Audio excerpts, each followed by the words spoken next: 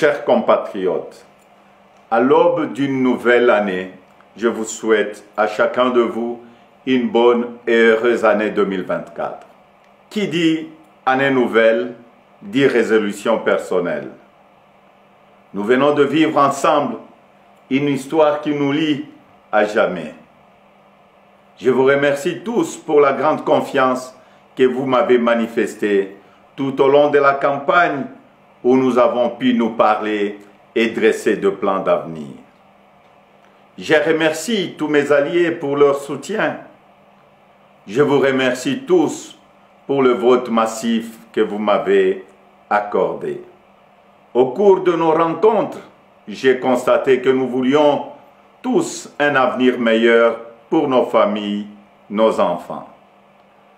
La sécurité pour tous, la santé, les écoles, l'eau, l'électricité, de routes, de ponts, de bacs, de l'emploi, le salaire décent, un logement.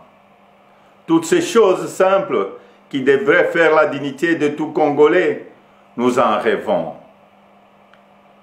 Je n'ai pas oublié les espoirs que vous avez placés en moi.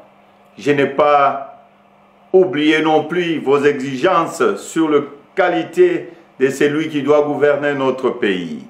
Vous me l'avez clairement exprimé.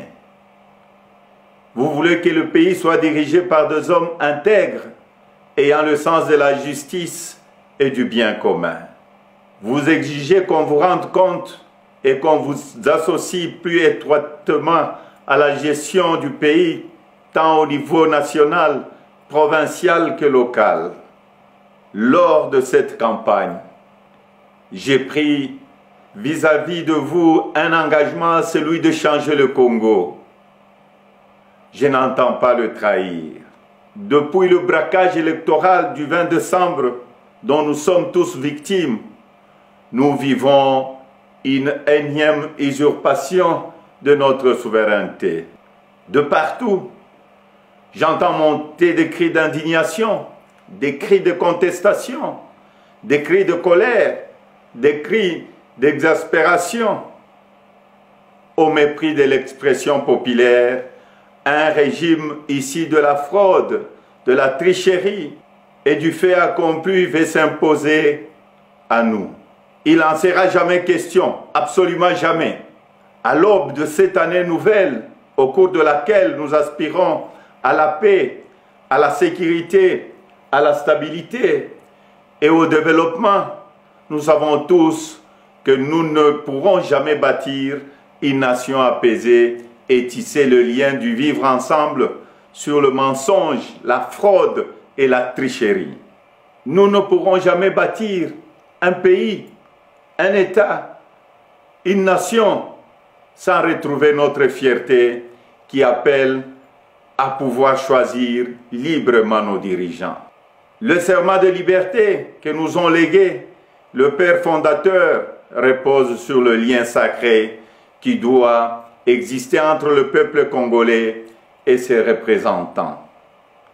Tromper notre peuple ne fait qu'aggraver la lancinante crise de légitimité qui perdure dans notre pays et nous fait passer à côté de grands espoirs. Mes chers compatriotes, à vous tous qui avez porté vos suffrages sur moi, à vous tous qui savez qu'ensemble, un nouveau Congo est possible, je vous fais le serment de ne jamais vous abandonner. Nous entrons aujourd'hui dans une autre phase de notre quête pour la liberté. Nous devons ensemble soustraire notre pays des mains de la prédation, de la corruption, de la gabegie et de toutes les injustices. C'est pourquoi, avec d'autres compatriotes, avec les forces sociales et politiques et prise de liberté, un sursaut citoyen est nécessaire.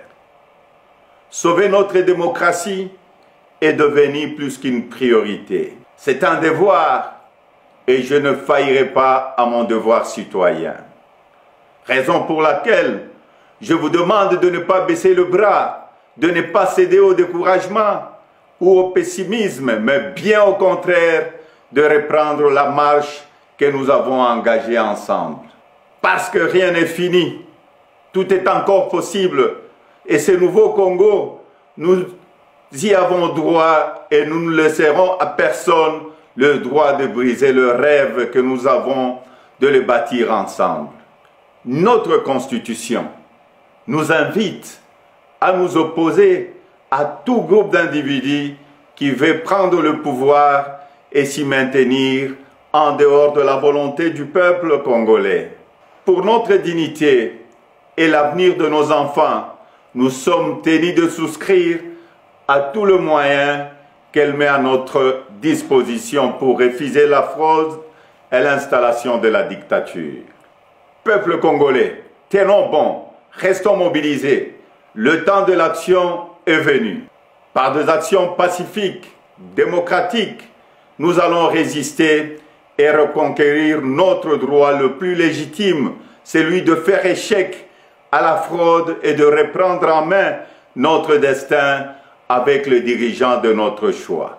Amis partenaires, frères africains, les Congolais n'ont-ils pas le droit de vraies élections? Dites-moi, dans quel pays au monde l'on retrouve des machines à voter entre les mains des candidats du pouvoir et on se précipite à proclamer et à féliciter un vainqueur aux élections? Dites-moi le nom de ces pays. Citez-moi un seul pays au monde où l'on décide de prolonger la période des élections de 11 heures à 6 ou 7 jours et on se précipite ensuite à féliciter le vainqueur. Citez-moi un seul pays dans le monde où on proclame le vainqueur sur la base de bureaux de vote et de machines à voter dont on ne connaît même pas le nombre au jour de l'élection. Personne ne peut s'ériger en complice de cette fraude électorale que nous accepterons jamais. Que vive la République démocratique du Congo, unie, libre et prospère. Merci.